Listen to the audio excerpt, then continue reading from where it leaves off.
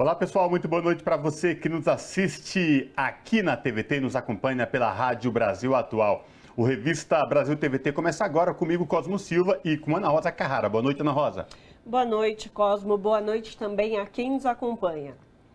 O presidente Jair Bolsonaro foi condenado por crimes contra a humanidade e grave violação dos direitos humanos no Tribunal Permanente dos Povos. A sentença de condenação foi anunciada na última quinta-feira e refere-se à atuação negacionista de Bolsonaro no enfrentamento à pandemia de Covid-19.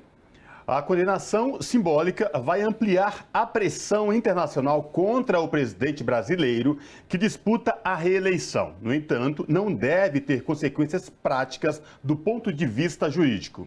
O Revista Brasil TVT de hoje vai repercutir essa condenação e os bastidores da semana política, faltando menos de 30 dias para a eleição deste ano. Lançado no início do mês de agosto, o Museu da Lava Jato reúne memórias de abusos, lawfare e resistência democrática. A coleção virtual registra, com fartura de documentos, a operação que passou de uma iniciativa de grande apelo popular para um escândalo internacional.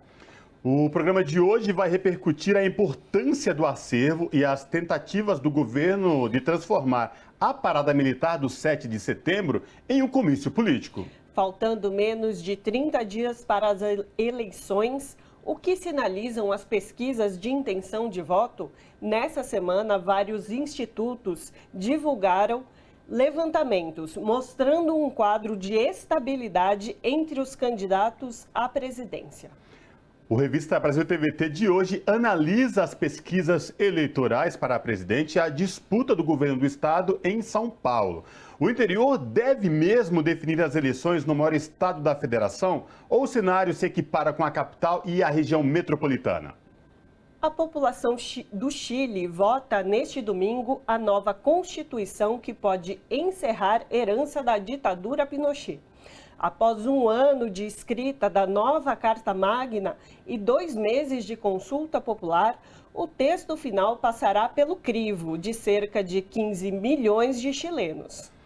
Nós vamos repercutir o plebiscito chileno e as ameaças de morte e ataques que o escritor Julian Fuchs tem recebido após uma crônica publicada no portal UOL sobre a operação que trouxe o coração mumificado de Dom Pedro I e de ter sido distorcida por bolsonaristas. E para finalizar, nós temos o nosso Momento Cultural. Você acompanha o Revista Brasil TVT também pelo YouTube, youtube.com/RedeTVT. Na próxima quarta-feira, 7 de setembro, é feriado nacional e comemorado o Dia da Independência do Brasil. A tradicional parada militar vai se resumir à data ou será transformada pelo governo em um comício político?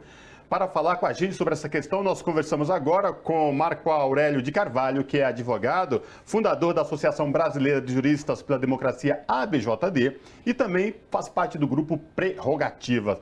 Olá, Marco Aurélio de Carvalho, tudo bem? Prazer falar contigo, seja bem-vindo. Olá, é um prazer enorme para mim, uma alegria, enfim, estar aqui ao lado de vocês para refletir sempre sobre questões muito relevantes, né? Prazer e uma alegria em nome do Grupo Prerrogativas. Maravilha, prazer é nosso. E eu já quero repercutindo contigo essa questão do 7 de setembro. Vem sendo especulado ao longo de um tempo aí uma possível transformação deste ato, que é o 7 de setembro, a parada militar, que tradicionalmente acontece em Brasília e na Presidente Vargas, no Rio de Janeiro, de ser usada pelo presidente Bolsonaro como um ato político. Isso pode acontecer, não deve acontecer? E se acontecer, é constitucional? Olha, eu não tenho a menor dúvida que vai acontecer, mas acho que nós não temos que nos preocupar. Acho que o campo progressista acertou quando comemorou a verdadeira independência do Brasil, que se deu, na verdade, na Bahia em 2 de julho, né? Então, nós não estaremos nas ruas na perspectiva de, enfim, promover confrontos com os nossos adversários políticos. Ao contrário, nós vamos evitar esse tipo de coisa porque nós, enfim, perdemos e ganhamos eleições com um debate de ideias, de propostas, de legados, sempre de uma forma, digamos, muito tolerante e de uma forma singular, enfim, que é uma característica do campo progressista, né? Debater ideias e construir pontes, né? E a gente tem um desafio enorme de reconstruir e reconciliar o país, então seguramente não podemos perder tempo com bate-boca nas ruas ou coisa do gênero. Então nós não estaremos, enfim, nessas manifestações. Elas serão instrumentalizadas, como tudo, aliás, costuma ser esse governo. Esse é o governo que instrumentalizou o sistema de justiça para proteger a milícia com a qual o Bolsonaro governa esse país. Esse é o governo que vergonhosamente colocou na Procuradoria-Geral da República uma espécie de novo engavetador geral, alguém que tem blindado Bolsonaro e a família Bolsonaro, enfim, em relação a constrangimentos que poderiam advir de investigações necessárias sobre diversos temas. Esse é o governo que instrumentalizou a Polícia Federal e colocou, na verdade, superintendentes e diretores gerais afinados com esse pensamento de uma polícia que é muito mais uma polícia de governo do que uma polícia de Estado, né? Que não tratou com republicanismo as instituições, que investiu, enfim, né, no ataque aos poderes, criando um ambiente de desarmonia, né, e que afetou, inclusive, a independência, né, do Executivo, Legislativo e Judiciário, no papel que a Constituição designou para cada qual, né? E esse é o governo, evidentemente, que vai instrumentalizar, uma vez mais, essas manifestações de 7 de setembro. Eu não tenho dúvida, tá? Eles vão ocupar as ruas nessa perspectiva, abusando do poder econômico, e a gente tem que ficar atento para poder, eventualmente, pedir algum tipo de punição, né? Queria te ouvir agora sobre a postura das Forças Armadas, do Exército. A gente sabe que esse 7 de setembro, tradicionalmente o Exército faz suas paradas, as Forças Armadas fazem esse tipo de mobilização nas ruas, né? Esse tipo de atuação.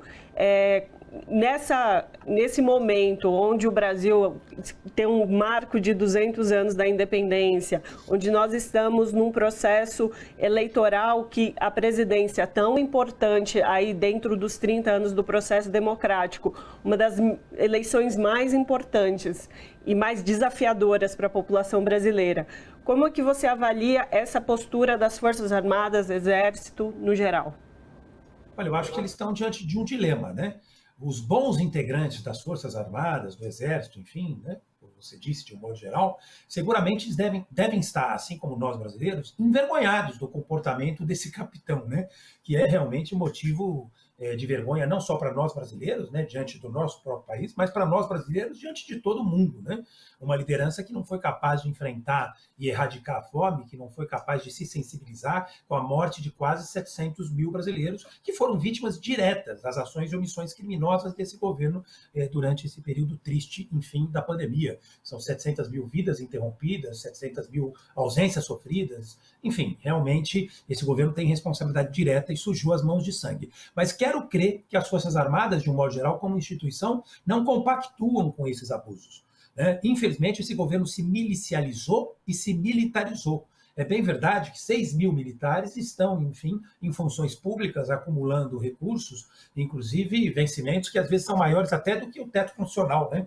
É o que é uma grande farra, uma grande vergonha. Mas não são, evidentemente, o conjunto de todas as Forças Armadas, né? Eu acho que na cúpula e na base tem gente muito séria, muito preocupada. Espero que essa turma, enfim, haja internamente para evitar que as Forças Armadas sejam achincalhadas por um presidente que não merece sentar na cadeira que atualmente ocupa, né? Quero crer que as Forças Armadas não têm inteligência de fazer isso. Elas têm, na verdade, uma reparação histórica ainda para promover, né, nos períodos tenebrosos dos chamados anos de chumbo, estão se recuperando, enfim, com muita dificuldade desse período triste da sua história, e agora não podem se enfiar numa nova confusão, né? Tem que reconhecer, inclusive, que foram os governos democráticos e populares que equiparam as Forças Armadas e que deram uma dimensão diferenciada para elas, né? Então, eu acho que pode ser ingenuidade, mas quero crer que a cúpula e a base, né, uma parte importante da base, não compactuam com esse governo vergonhoso, né?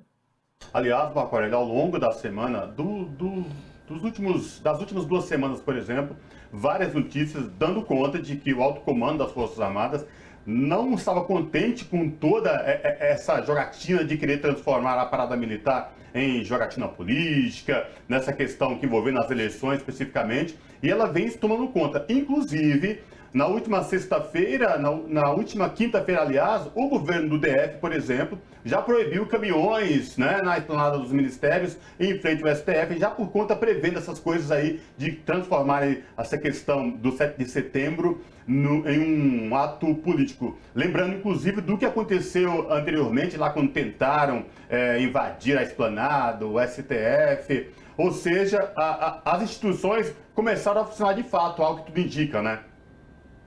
Não tem a menor dúvida, começaram a funcionar.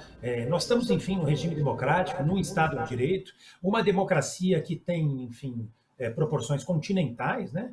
220 milhões de brasileiros distribuídos em 8 milhões e 500 mil quilômetros quadrados, e o mundo está nos observando, né? As instituições estão funcionando. O Tribunal Superior Eleitoral tem reagido à altura dos desafios, enfim, que lhe estão sendo, digamos, colocados, né, na ordem do dia, assim como o Supremo e as demais instituições, né? E as reações firmes e contundentes, elas são fundamentais para que a gente possa manter, enfim, o país numa harmonia, né? Para que a gente possa viver efetivamente numa democracia, que é um ambiente que permite, inclusive, que as divergências sejam contrapostas, né? Marco Aurélio, então a gente tem esse momento do 7 de setembro, em seguida, menos de 30 dias depois, a gente tem o primeiro turno de uma das eleições mais importantes, como eu já falei, né? A análise de muitos analistas políticos, não é uma fala nossa aqui, mas é o que já vem se lendo deste ano de eleições. O que pode revelar ali para o dia 2 de outubro, desse momento do 7 de setembro? O que você avalia que pode, dessa mobilização que vai para as ruas, repercutir no dia do pleito? Olha, essa é uma eleição que vai ser definida pela rejeição. É a votação daquilo que eu não quero, né? Para nós, do campo progressista, evidentemente, é o exato oposto. É aquilo que eu quero. Eu quero um Brasil reconstruído e reconciliado. Por isso, evidentemente, eu tenho o meu candidato com muito orgulho e com muito amor. Mas nós, na verdade, podemos dizer o que a gente não quer. E a sociedade, de um modo geral, vai dizer que não quer alguém que afete de forma, digamos, decisiva a independência e a harmonia dos poderes, que coloque em xeque o regime democrático. Se houver radicalização nessa comemoração, enfim, do 2 de setembro, evidentemente, do 7 de setembro, evidentemente isso vai repercutir nas eleições. Isso vai, de alguma forma, intensificar, agudizar a rejeição do atual ocupante, enfim, da cadeira de presidente da República. Hoje ele ostenta 52% ou 53% de rejeição, né, que é um índice muito significativo, né? Oxalá ele tenha 70%, né? Deveria ter muito mais, né? Enfim, porque o que ele representa é tudo aquilo que a gente combate no dia a dia, né? Aqueles que acreditam na democracia, que amam o país, evidentemente, tem que dizer não a esse tipo de postura. Então, se ele radicalizar no 7 de setembro, essa rejeição tende a crescer. Mesmo aqueles que estão no campo democrático, né?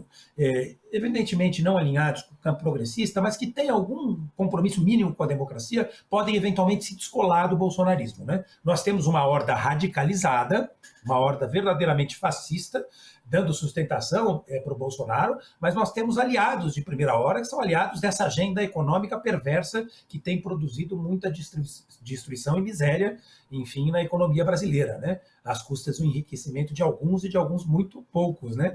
Do topo da pirâmide, né? Mas essa turma tem um compromisso mínimo, alguns deles, com a democracia, e podem eventualmente se descolar se houver alguma radicalização no 7 de setembro. Eu vou aproveitar a tua presença aqui com a gente no Revista Brasil TVT e também na Rádio Brasil Atual. Não tenho como não te fazer essa pergunta. Na última noite de quinta-feira, um atentado, você é membro da Associação Brasileira de Juristas, do Grupo Prerrogativas, desse atentado contra a vice-presidente Cristina Kirchner na Argentina, uma coisa que, sabe, pegou todo mundo aqui no Brasil, deixou estarrecido quem defende a democracia, essa coisa do ódio que vem crescendo, não só na América Latina, mas também no mundo. Que coisa chocante, né? Eu queria te ouvir sobre essa questão.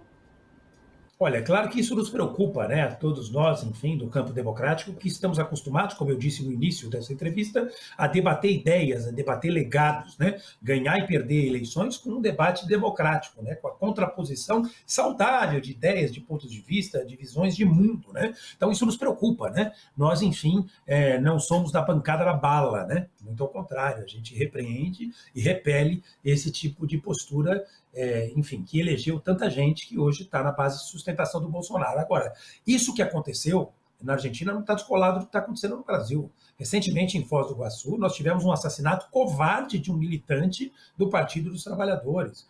Enfim, alguém que com certeza precisa ser lembrado, reverenciado, alguém cuja memória, evidentemente, tem que ser preservada, né? Nós tivemos um assassinato covarde, tivemos outros episódios de violência política. E o que empodera esse tipo de gente, né, é exatamente o comportamento de governantes como o nosso. O Bolsonaro é um mau exemplo, né? Na política você governa pelos exemplos, né?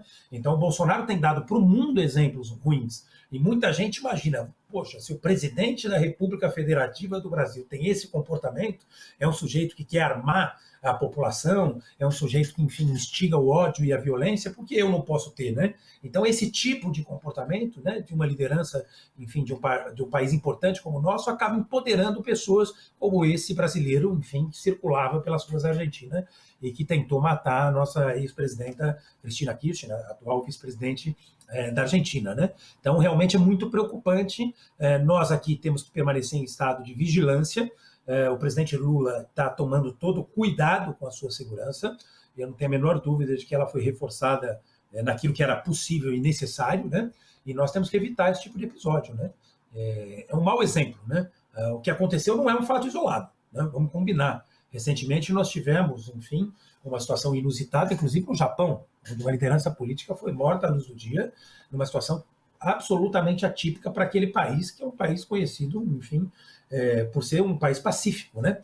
Agora, no nosso país irmão, uma situação parecida, né? Graças a Deus, não exitosa como foi no Japão. Então, nós temos que ficar de olhos abertos, né?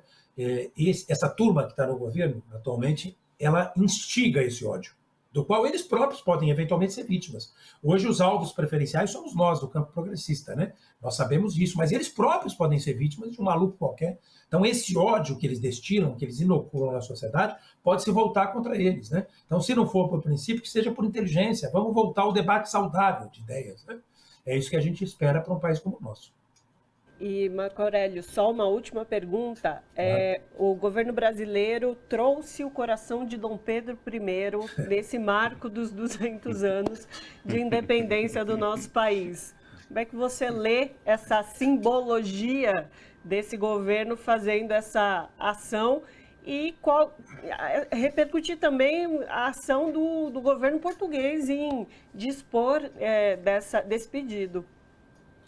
O Portugal é um país irmão, né? Talvez seja o país mais identificado conosco do ponto de vista cultural, do ponto de vista das tradições e tudo mais, né? Cometeu dois equívocos. Cometeu um equívoco parecido na ditadura militar e reproduziu agora. Mandou esse coração em dois momentos difíceis do país. Talvez porque o nosso governante não tenha um batendo no peito, né?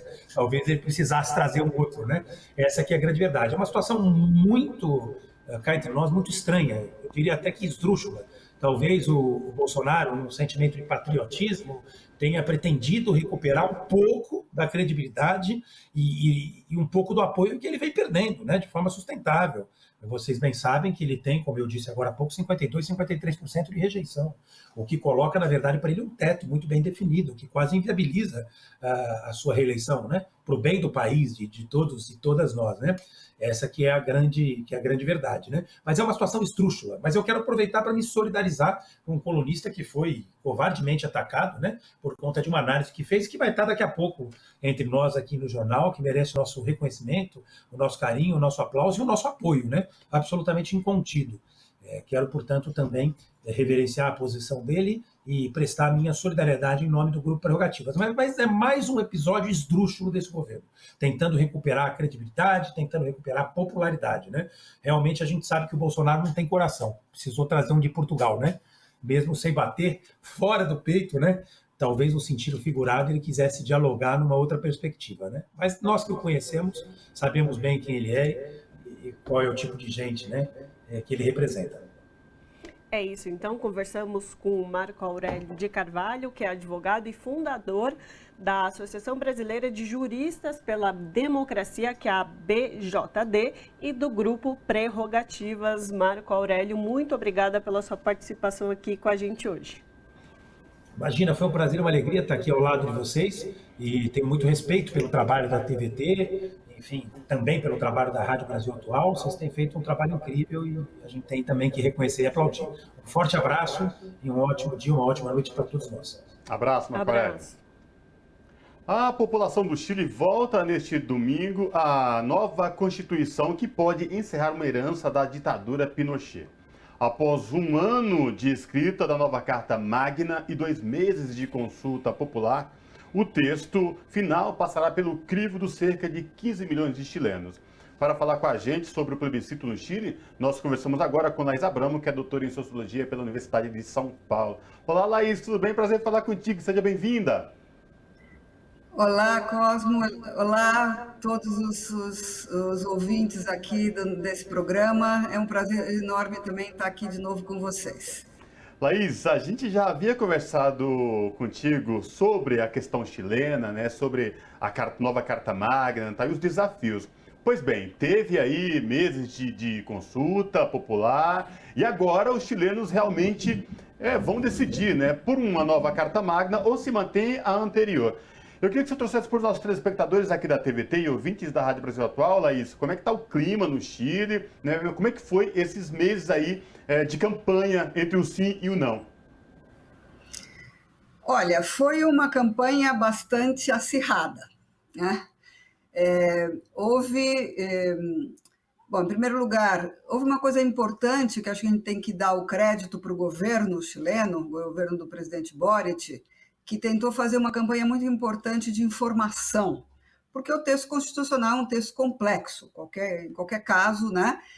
Abordando muitas questões muito inovadoras, né? Que mexem com muitas das...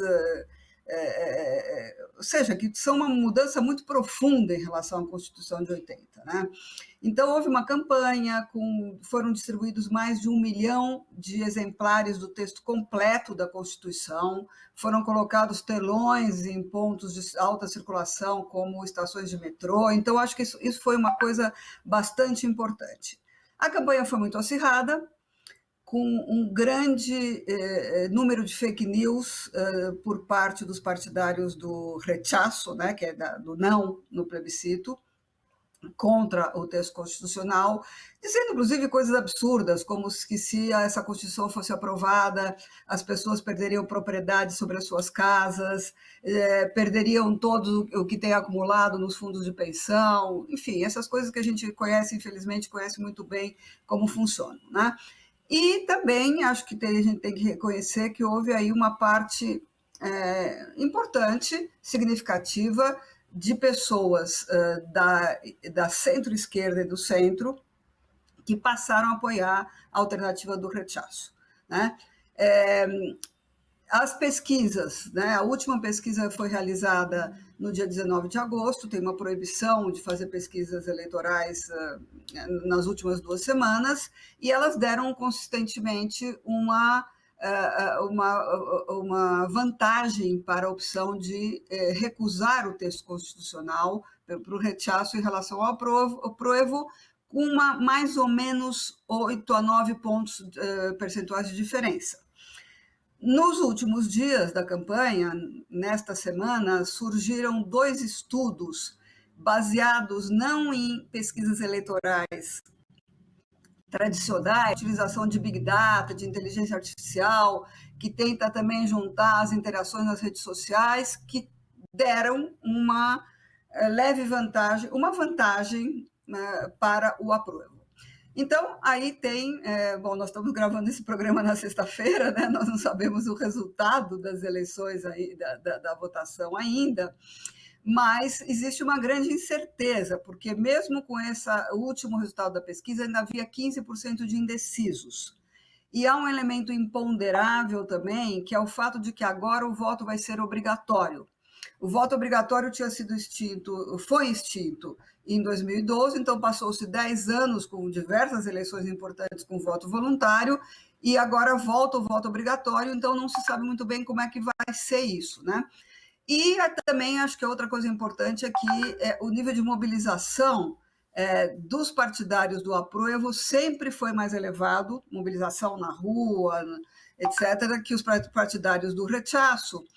E o comício de encerramento da campanha em Santiago, realizado na quinta-feira à noite, ele teve uma presença muito grande, muito além do esperado pelos organizadores. Se calcula 500 mil pessoas em Santiago, o que é evidentemente um número muito importante que não se via desde as manifestações mais importantes do estallido social em 2019, né? Então, esse é um pouco o clima. E, evidentemente, as pessoas já, durante mesmo a campanha, dos diversos lados, estão pensando no dia seguinte, né? O que vai acontecer com o país, seja no caso da aprovação ou da rejeição deste texto constitucional. Uhum. Laís, você já falou dessa porcentagem, mais ou menos de uns 15%, que se colocaram indecisos ainda nessa pesquisa que você falou, que aconteceu 19 de agosto, e realmente o Chile tem esse modo de trabalhar que proíbe esse período mais próximo às eleições de serem realizadas pesquisas. Você acredita que esses 15% vão ser o fiel da balança para realmente ali, porque está bem próximo, né, as intenções de votos pela aprovação e pela rejeição? E o que seria, assim, o ponto crucial dessa, porque é uma carta magna bastante complexa, bastante com vários pontos, mas o que seria o ponto crucial que poderia levar essas pessoas a, de fato, aceitarem essa proposta? Qual é o ponto mais sensível para a população chilena, para esses 15% aderirem à aprovação? Olha, eu acho que é difícil, né, saber muito bem isso, mas eu acho que teve uma coisa que pegou digamos, no ânimo da população que está se manifestando pelo rechaço, que está indecisa, que tem a ver muito com essa campanha. Houve uma campanha do terror, entende? Essa questão de que vão tomar suas casas, que vão retirar o que está no fundo de pensão, de que o reconhecimento da nacionalidade, né? A questão dos povos indígenas é muito importante, ela mobiliza muito aí as esperanças e os temores, né? Então, e houve uma campanha do rechaço dizendo que a unidade territorial do Chile, que ia se, em vez de unificar o país em torno de uma nova carta constitucional, que fosse a casa de todos, que fosse um pacto entre a cidadania, no sentido do que a gente quer para o Chile daqui para o futuro, houve muito, a campanha do rechaço bateu muito nesses pontos. Então, eu acho que teve um temor, um temor muito, que acho que explica, do meu ponto de vista, essa é a minha análise, né, e também essa indecisão. Agora, houve, por exemplo, uma coisa que aconteceu nos últimos dias, foi o aparecimento da Michelle Bachelet na propaganda da televisão do Apruebo, e ela indo fazer uma visita a umas mulheres dos setores populares.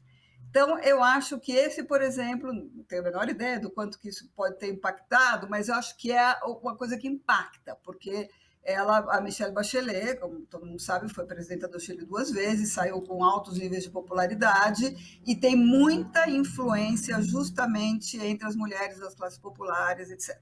Vai depender muito também, o voto obrigatório, evidentemente, vai... outra coisa importante dessa última pesquisa é que se manifesta uma alta decisão de ir a votar. 84% dos entrevistados disseram que vão votar, que é uma cifra muito maior do que foi do plebiscito de entrada, né, em outubro de 2020, que foi de 63%. Então, apesar de haver o número de indecisos, eu acho que esses últimos fatos da campanha, inclusive a manifestação de encerramento, né, da campanha do Apruebo, no sentido que mobiliza, pode também tirar de uma certa sensação de derrota que podia estar acometendo setores partidários do Apruebo, né? Então, não sei, eu estou aqui um pouco conjecturando porque não é fácil, né? Existe, por exemplo, gente muito especializada no tema que acha difícil prever, porque inclusive dizendo que todas as últimas eleições, o plebiscito de entrada, ninguém imaginou que ia ter 80% de aprovação. E nem que isso foi uma surpresa. Na eleição dos constituintes, ninguém imaginou que os independentes fossem ter eleger tantas pessoas e que a direita fosse ter menos de 1/3. Nas eleições presidenciais do ano passado, ninguém imaginou que o Boric fosse ganhar do candidato do Partido Comunista nas primárias, nem que o Lavin fosse perder para o outro candidato. Então, tem aí uns movimentos tectônicos aí no Chile, né, que eu acho que não são muito fáceis de interpretar e, portanto, enfim, vamos ver aí qual vai ser o resultado, né? É verdade, tudo pode acontecer. Inclusive, Laís, você tocou nesse ponto da Michelle Bachelet, ela inclusive abriu mão de tentar a reeleição no Alto Comissariado dos Direitos Humanos da ONU para voltar para o Chile, para, né, trabalhar essa questão do convencimento da população chilena que vai decidir aí por essa nova Carta Magna. Agora, eu queria repercutir contigo, que se trouxesse aqui para os nossos telespectadores da TVT e ouvintes da Rádio Brasil Atual, como é que está a questão da juventude, do papel dos jovens no Chile, né, sobre a nova Carta Magna, o que pensam e como eles estão se mobilizando? Olha, eu acho que, pelo que eu sei da manifestação de ontem, a presença da juventude era massiva, muito massiva. E nessas mobilizações também que foram feitas nos bairros populares, muita presença de jovens. Do meu ponto de vista, eu acho que eles foram fundamentais, os jovens e as mulheres foram fundamentais na eleição do Boric, né, e na derrota do candidato de extrema-direita. Então,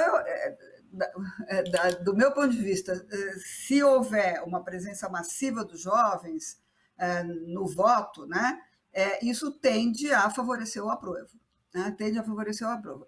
E aí, acho que tem uma outra questão que eu acho que é muito importante, que, de alguma maneira, embora os temas tratados pela Comissão Constituinte, alguns deles sejam extremamente polêmicos, como a questão, por exemplo, da plurinacionalidade, como a questão dos direitos da água, né?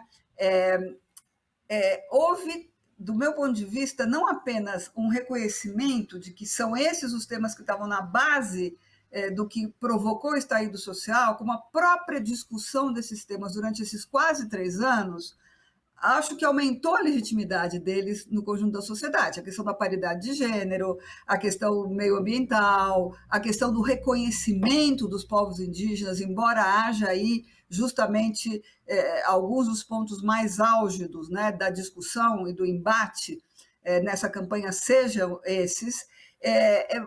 A questão do Estado Social e Democrático de Direitos, eu acho que vai ser muito difícil, mesmo que o rechaço ganhe, não dar respostas a esses temas, né? E aí o presidente Boric tem dito uma coisa que eu acho que é muito importante, que a gente sabe que se o rechaço ganhar, o que acontece institucionalmente é que continua a Constituição de 80, isso continua, né? Mas o que ele está dizendo para o país? Está dizendo o mandato que foi outorgado pela cidadania no plebiscito de entrada, né, por 80% dos chilenos e chilenas, é necessária uma nova Constituição e essa Constituição tem que ser elaborada numa convenção constitucional exclusiva, eleita diretamente pela cidadania, exclusivamente para isso. Isso foi o que foi mandatado no plebiscito de 80. Isso continua vigente, porque o que se decide no plebiscito de saída não é isso, é se esse texto é aprovado ou não é aprovado. Então, fala-se na eventualidade do rechaço ganhar, que haveria um segundo tempo, que o processo não para nesse momento, né? Quer dizer, ou seja, se rechaça, mantém a Constituição e todo mundo volta para casa como se nada tivesse acontecido. Acho que é impossível, né? É verdade. É isso, então. População chilena vai às urnas 4 de setembro no plebiscito para escolher se adere à nova Constituição, à nova Carta Magna. A gente vai seguir acompanhando. Conversamos com Laís Abramo, que é doutora em Sociologia pela Universidade de São Paulo, a USP. Laís, muitíssimo obrigada pela sua participação. Muito obrigada a vocês. Abraço, Laís. Até a próxima. Um abraço. Um prazer sempre conversar aqui com vocês. Faltando pouco menos de 30 dias para as eleições, o que sinalizam as pesquisas de intenção de voto? Nesta semana, vários levantamentos divulgados por diferentes institutos mostraram um quadro de estabilidade entre os candidatos à presidência. Para falar sobre essa questão, nós conversamos agora com Marcos Coimbra, que é sociólogo e diretor do Instituto Vox Populi. Olá, Marcos, tudo bem? Prazer falar contigo mais uma vez. Bem-vindo de volta aqui ao Revista Brasil TVT. Prazer é todo meu, estou à disposição. Marcos, eu falei aqui na minha introdução para o nosso bate-papo que as últimas pesquisas de intenção de voto vêm mostrando uma instabilidade entre os candidatos à presidência da República. Salve a última mais recente, do Datafolha, divulgada na noite de quinta-feira. É isso mesmo, não é? Eu queria te ouvir sobre essa questão. Olha, nós estamos atravessando um período de uma pequena instabilidade, que eu acho que é natural, em função de estar começando a campanha na televisão e no rádio, começaram os debates, teve aquelas entrevistas na TV Globo, com uma audiência bastante elevada. E, enquanto isso, nós temos um governo que está despejando dinheiro em cima da população, especialmente da população mais pobre, para ver se muda o cenário das intenções de voto. Isso provoca uma série de instabilidades. A água estava um pouco turva, ela estava muito cristalina, mas agora ficou um pouco mais turva. Mas nada que mude o retrato fundamental que as pesquisas mostram há mais de um ano. Desde quando Lula voltou a poder disputar a eleição, ele mantém uma folgada vantagem em relação ao Bolsonaro no segundo turno, que é onde quase todas as eleições brasileiras se resolvem, e sempre uma chance de poder ganhar no primeiro turno. Essa chance, em função dessas instabilidades, diminuiu um pouco, mas continua perfeitamente viável. Então, é isso, é um cenário de grande estabilidade no favoritismo de Lula e algumas oscilações de curto prazo que fazem com que o cenário de decisão no primeiro fique um pouco menos provável, mas ainda assim possível, para uma decisão já no próximo domingo, primeiro domingo de outubro, dia 2. Uhum. Coimbra, outro número também que está bastante estável em todo esse processo é o número da rejeição. Nesse último Datafolha, Bolsonaro tem 52% de pessoas que dizem que nunca votariam nele, e quanto a Lula, esse número chega a 39%. Esse número é um número dos mais importantes nesse processo, porque há muitos analistas políticos dizendo que é uma eleição não só de aprovação, mas também de rejeição, né?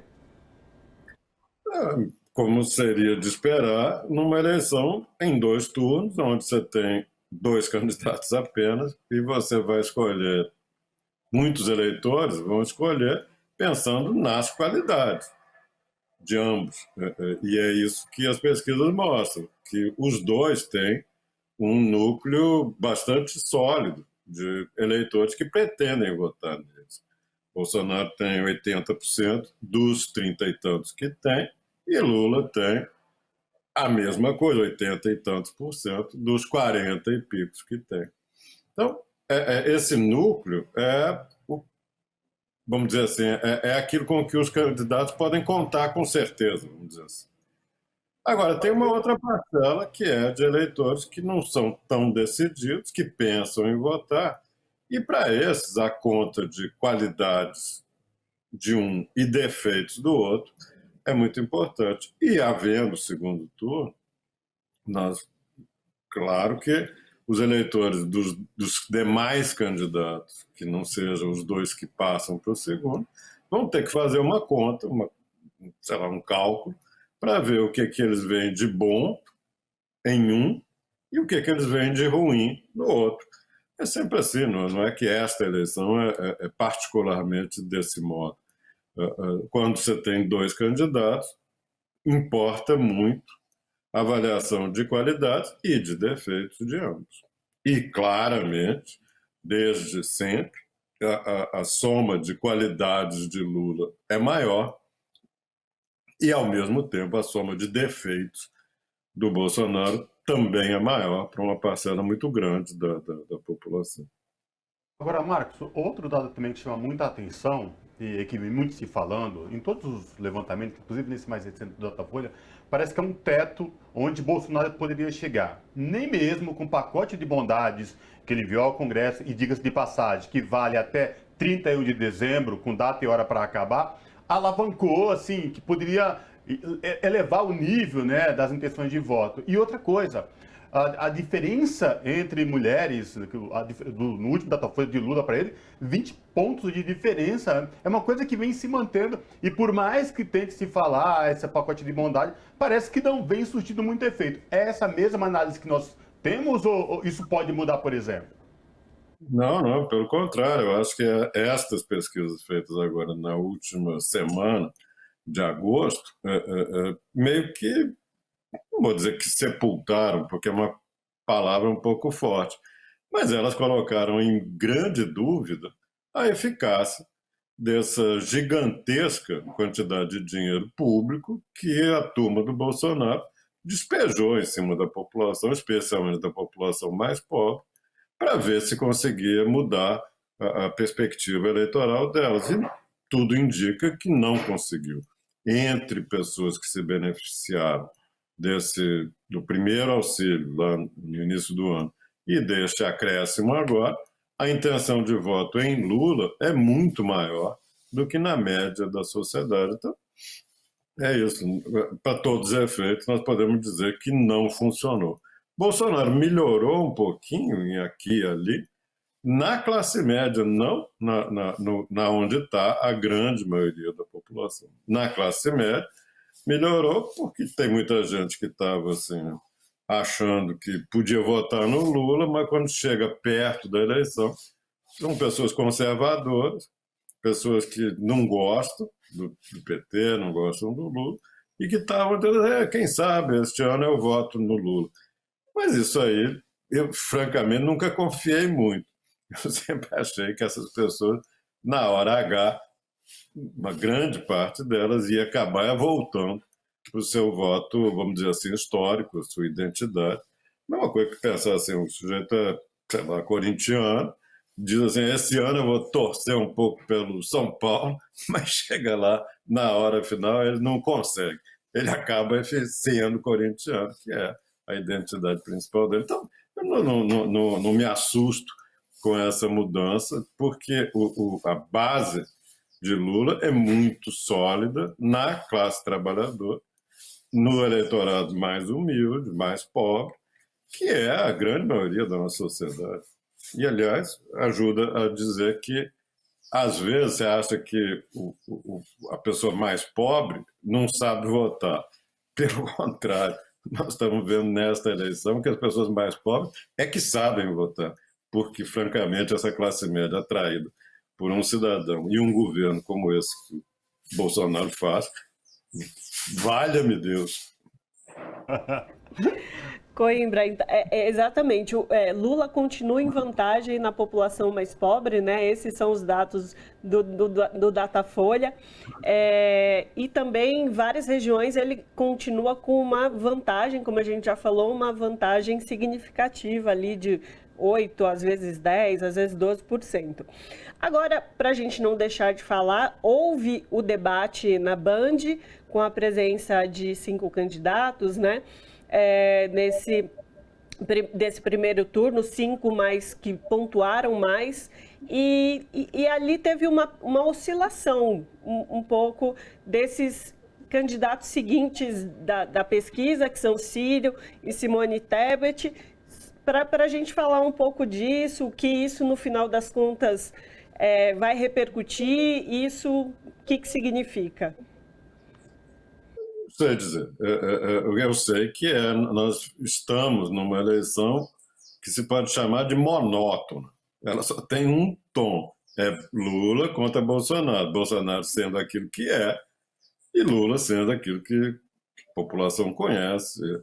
Enfim, é uma eleição monótona. Agora chegou nesta época, nós já estamos com uma série de situações de comunicação, de mídia, e tem muita gente que nunca tinha visto a senadora Simone Tebet, tem muita gente que nem se lembrava mais da cara do Ciro Gomes, e muito menos daquela moça lá, senadora do Mato Grosso do Sul, que ninguém sabe dizer o sobrenome dela, que é de tão assim, difícil de identificá-la como uma candidata a presidente da República, uma pessoa completamente desconhecida. Mas, enfim, então acho que é normal que o eleitor fique curioso.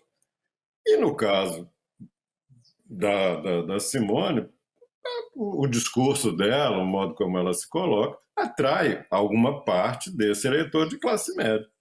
Ela é tipicamente uma candidata para uma classe média, de preferência alta, né? Com o discurso, com a postura, com os temas que ela trata. Não é demérito, não é apenas uma identificação de um modo de fazer política, que é esse dela. Essa é uma das razões que explica por que o Lula, nessa classe média, ficou numa posição, vamos dizer assim, fragilizou a posição dele na classe média. Não porque essas pessoas foram para Bolsonaro, essas pessoas não queriam votar no Bolsonaro e provavelmente não votarão. Se elas vão ou não vão votar na Simone Tebet no primeiro turno, eu não sei dizer. Mas tudo indica que não são eleitores do Bolsonaro no segundo turno. Então, não muda nada. No fundo, no médio prazo, talvez assim, chegar a dezembro, daqui a pouco a eleição é em outubro, passou novembro, passou dezembro, ninguém mais nem lembra se foi no primeiro, se foi no segundo turno. O importante é que tem um presidente da República novo, que vai tomar posse no dia 1º de janeiro, que vai ter um ministério, as pessoas estão acompanhando a formação do ministério, ninguém vai nem estar discutindo, não, porque se tivesse vencido no primeiro ou no segundo, seria assim, seria assim. Não, é tudo igual. Não creio que devemos ficar botando mais, assim, sei lá, valor numa vitória em primeiro turno. É uma coisa. É isso, então, conversamos com Marcos Coimbra, que é sociólogo e diretor do Instituto Vox Populi. Marcos, muitíssimo obrigado pela sua participação com a gente aqui hoje. A gente segue acompanhando os dados, as pesquisas e a eleição. Vai ter muita pesquisa até lá. Um abraço a você, muito obrigado. Abraço. E a gente vai para um breve intervalo e volta já já.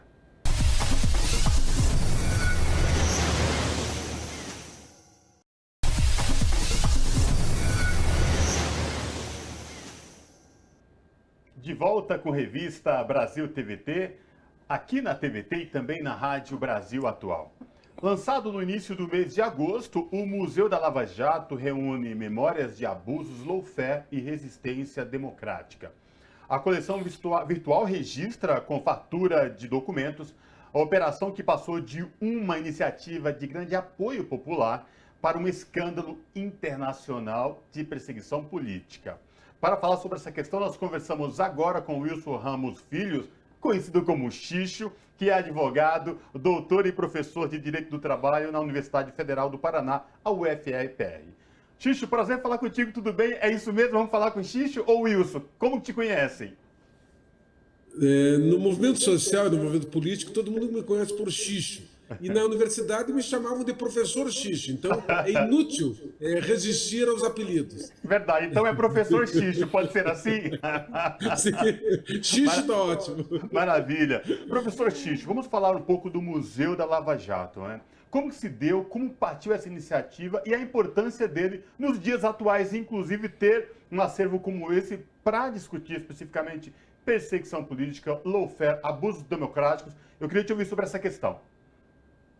Bom dia a todos e todas. A iniciativa começou a partir de uma constatação. Nunca na história da humanidade houve algo parecido com a vigília Lula livre. Esse é um fenômeno social. Isso será estudado durante muitos anos por sociólogos, antropólogos, psicólogos, etc., para tentar entender como é que, durante 580 dias, aquelas centenas, em alguns dias milhares de pessoas estavam lá, do lado de fora da prisão, da sede da Polícia Federal em Curitiba. Aquele fenômeno social merecia uma memorização. Ou seja, foram 580 dias, 580 noites, pessoas das mais diversas idades, origens sociais, classe social, cultura, religião, etc., que ali estavam em comum. Então, nós queríamos memorizar isso e a ideia começou como um memorial da Vigília Lula Livre. Ao fazer isso, nós constatamos que havia mais coisa por trás disso. Quer dizer, a própria prisão era um absurdo. O próprio encarceramento, o próprio sequestro do candidato que estava melhor colocado nas eleições de 2018, para impedir que ele fosse eleito, prenderam esse candidato. O Lula foi impedido de disputar as eleições que seriam ganhas por ele. Então isso já era um escândalo por si. E aí tem a questão da lawfare. Então, pensamos o seguinte: temos que fazer um estudo, além de fazer a memorização da vigília, temos que ter um grupo de estudo científico para analisar a utilização do lawfare, que também já tinha sido, essa tática de guerra híbrida tinha sido adotada em outros países. Bom, pois bem, aí convidamos o ex-reitor da Universidade Federal do Paraná, José Henrique de Faria, para coordenar isso. Ele escolheu uma equipe interdisciplinar com psicólogos, economistas, administradores, juristas, historiadores, para pensar coletivamente o que é a lawfare e quais são os seus desdobramentos. Então, temos um grupo de pesquisa funcionando e que, inclusive, considerar bolsas para mestrado, doutorado e para fazer TCCs sobre o tema, trabalho de conclusão de curso, sobre o tema da lawfare. Então é um grupo de pesquisa, um grupo interdisciplinar de pesquisas científicas. Mas também percebemos o seguinte: a dificuldade que vocês, jornalistas e os acadêmicos, têm de buscar elementos. Não tem que ser as informações sobre a lawfare. Bom, onde é que nós constituímos a maior biblioteca brasileira sobre lawfare e sobre a Lava Jato. Temos provavelmente tudo que foi publicado, e se não está lá, nos mandem, por favor, nós queremos ter acesso a isso para poder divulgar para as pessoas. E, além disso, nós fizemos uma coisa que é um acervo realmente estupendo. Você pode imaginar quantas notícias a mídia tradicional publicou sobre a lawfare. Estadão, Folha, G1, enfim, os jornalões publicaram todos os dias matérias sobre a Lava Jato. Aí nós tivemos um insight: juntar as 79 fases da Lava Jato, os 1.000 e tantos processos, reunindo todos num único lugar, correlacionando como a imprensa cobriu cada uma dessas fases da Lava Jato. Aí os números talvez se assustem. Nós temos 46 mil notícias selecionadas sobre as 79 fases da Lava Jato.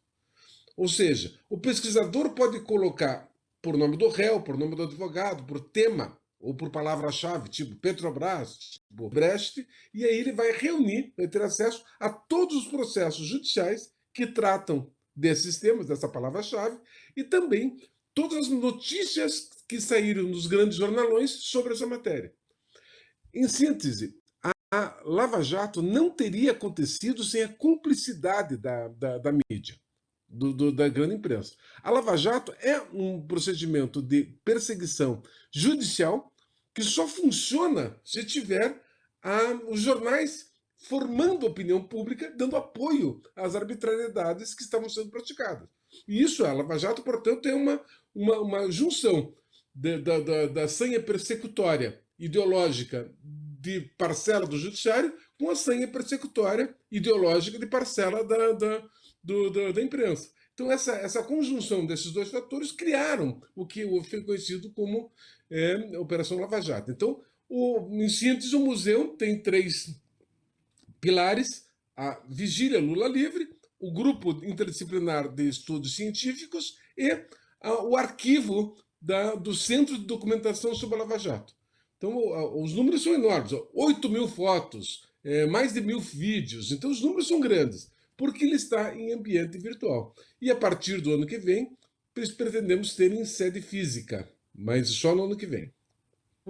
Professor Xixo, você está falando desse processo de como também foi se criado um grupo de estudo, são pessoas ali apropriadas do direito, do conhecimento do direito, mas a pessoa comum, público em geral, entrando no site, ele também consegue fazer esse acesso? Houve essa preocupação para esse conteúdo ficar acessível, inteligível para o público em geral, para as pessoas entenderem o que foi o processo da Lava Jato, como você está colocando, o que é o lawfare, né? Que é um tema que a gente ouviu tanto, mas ninguém explicou tão bem. Então, houve essa preocupação com o público em geral também, para além da pesquisa acadêmica, do campo do direito?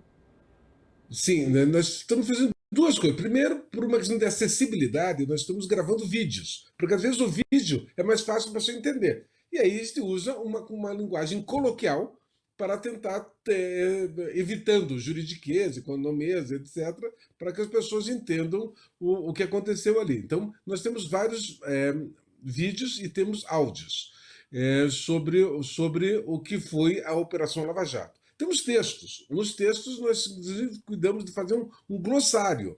Ou seja, o que significa aquela palavra, para poder... Porque é uma palavra que, às vezes, as pessoas estão iniciadas, leem jornal, enfim, assistem televisão, alguns programas jornalísticos, e já estão familiarizados com o tema. Mas outra pessoa, um trabalhador que está lá saindo da fábrica, olha uma palavra, que palavra feia é essa? O que quer dizer isso? Então, nós tentamos fazer... sempre é mais desejo do que êxito, no sentido que a gente sempre procura... está sempre buscando tornar a comunicação algo que realmente atinja seus objetivos. Não basta o sujeito emissor querer falar, precisa que o sujeito receptor entenda a mensagem. Então, nós estamos com essa preocupação, sim. E para a sede física, nós imaginamos que teremos algo muito visual, com imagens e projeções em telões e também em televisões, etc., e displays para as pessoas poderem percorrendo o itinerário do museu e aí formando sua convicção. Então, não é um museu que seja sobre alguma coisa do passado. É um museu sobre coisas que estão acontecendo no presente. Porque a Operação Lava Jato foi enterrada, desapareceu. O lavajatismo está mais do que nunca forte no Poder Judiciário, no Ministério Público Federal. É o Museu da Lava Jato, mas, na verdade, nós estamos querendo denunciar o lavajatismo, essa prática judicial de perseguição política e ideológica dos adversários do que nós chamamos de direita concursada. Essa parcela da direita e da extrema-direita brasileira que ocupa cargos públicos, seja no Judiciário, seja no Ministério Público Federal ou Estadual, seja no aparato repressivo estatal, polícias federais, polícias estaduais, etc. Xixo, o senhor tocou no começo da sua intervenção aqui no nosso bate-papo, mais de 80.000 notícias armazenadas, mais de 8.000 fotos. E aí o senhor trouxe essa questão da vigília. Imagino que dentre essas histórias tem histórias pitorescas, tem histórias emocionantes, enfim, e várias pessoas que passaram a partir da vigília e depois a documentação no Museu da Lava Jato. Repetindo aqui, museudalavjato.com.br, para quem quiser visitar e ter acesso a esse acervo. Tem algum momento dessas histórias jornalísticas, dessas fotos, que te chamou a atenção e que te marcou, que você possa trazer aqui para os nossos telespectadores da TVT e também ouvintes da Brasil Atual? Bom, sim. Pode imaginar assim, 580 dias, 580 noites. A gente brincava lá na vigília que todo dia tem um BO. Para dizer que o boletim de ocorrência. Todo dia tinha alguma confusão. Então tinha algo que fosse característico. Nós contamos para fazer o museu com algo que não sabíamos que existia. Mas a vigília tinha um boletim diário. Não sei se as pessoas acompanham isso. Mesmo as pessoas que estavam lá no dia a dia nem sabiam disso. Tinha um boletim diário que era feito por jornalistas ligados aos companheiros do MST. Eles faziam um boletim quase que uma ata. Aconteceu isso, aconteceu aquilo, etc. Então tem todos os boletins. Pra fazer uma ideia, foram 580 dias da vigília. Mas são mais de 700 boletins diários. Por que deu mais? Porque tinha dia que tinha 2 BOs. Tinha mais do que um BO.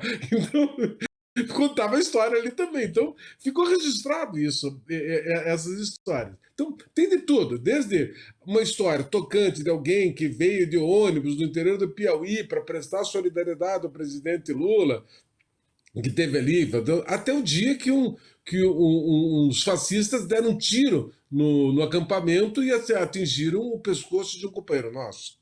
Tem histórias que são histórias tocantes de pessoas que foram lá levando comida para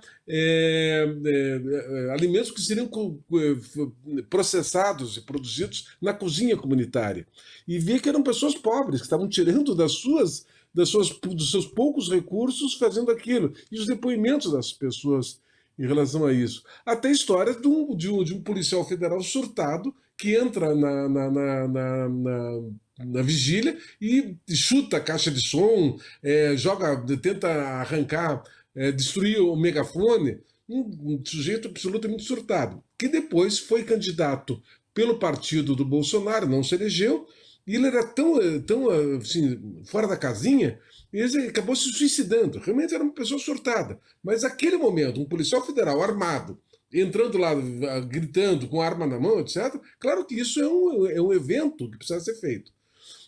Outra coisa, descobrimos também, já recebemos, já estão no site, mais de 200 podcasts que uns companheiros nossos faziam uma espécie de rádio comunitária, uma rádio na internet, contando e entrevistando pessoas. Quem fez isso não imaginava o papel que isso ia ter no futuro. Se não existe museu, isso vai ficar no computador dos companheiros e vai se perder. Então nós estamos reunindo isso. Então ele já entregou esse farto material, nós estamos agora colocando no museu, porque também tem que ouvir cada um antes de colocar, porque tem coisas que podem não ter atualidade, etc. E também nós devemos ficar ocupando espaço. As informações fazem sentido se elas forem acessíveis e fizerem sentido, e tiverem relevância, senão se perde também. Então não se trata de colocar tudo. Então, e ainda tem uma outra coisa respondendo isso, desculpe se me alongo, nós criamos uma parte interativa no museu. Uma parte que chama-se A Minha Vigília. Você pode clicar ali e você pode mandar teu vídeo dizendo como é que foi a tua experiência pessoal na vigília, ou pode colocar tuas fotos de como é que foi a tua experiência pessoal. Ou seja, no dia que eu fui lá, eu vim de não sei de onde, foi difícil, eu almocei não sei onde, eu posei lá, essa expressão, dormi lá junto com os companheiros, me deram comida, participei de um curso de formação que tinha lá. E, bom, vocês sabem, na vigília todos os dias tinha atividade, desde aula de yoga, terapias alternativas, tinha cursos de formação política, tinha iniciação musical, porque as pessoas estavam lá, então tinha atividade o dia inteiro. Então, cada uma dessas histórias é linda, cada uma delas é linda. O conjunto das histórias também é muito bonito. Então, já existem 2 iniciativas de filmes sobre a vigília. E esse acervo do Museu da Lava Jato é o principal acervo que está fornecendo imagens, histórias, etc., para esses 2 realizadores que estão produzindo filmes sobre a vigília. GC, para quem estiver acompanhando aqui na TVT, quem tá ouvindo na Rádio Brasil Atual, é www.museudalavjato.com.br.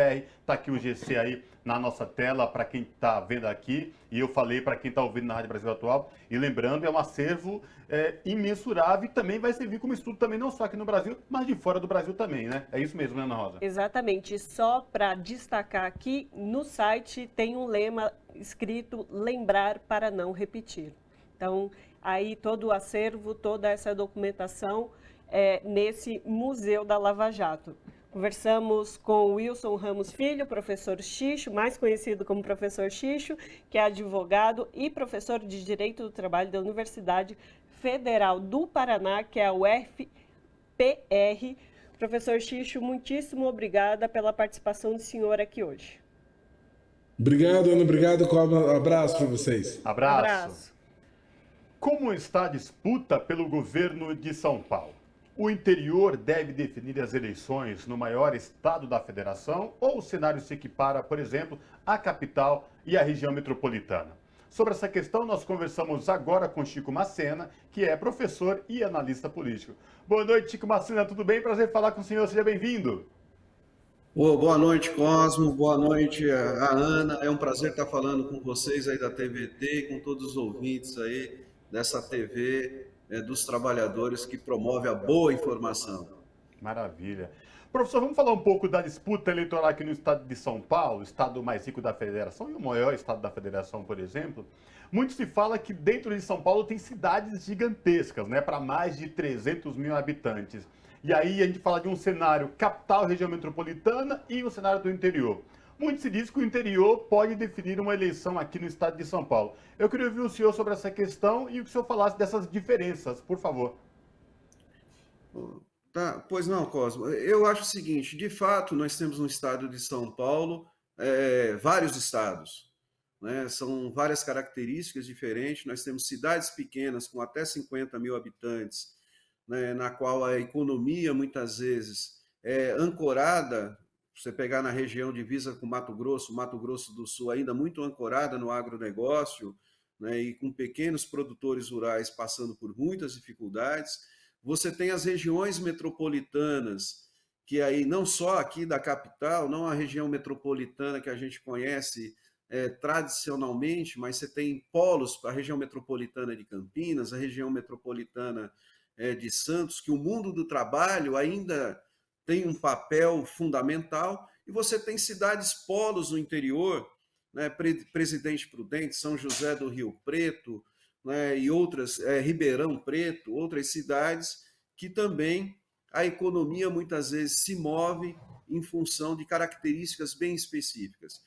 Indo para a tua pergunta a respeito do processo eleitoral, eu percorri nesse período, no último período, mais de 60 cidades, no interior do estado de São Paulo, moro na capital, mas eu percorri essas cidades, e tem algumas questões que eu gostaria de colocar para a gente entender um pouco o que está acontecendo no interior do estado, na região metropolitana e na capital.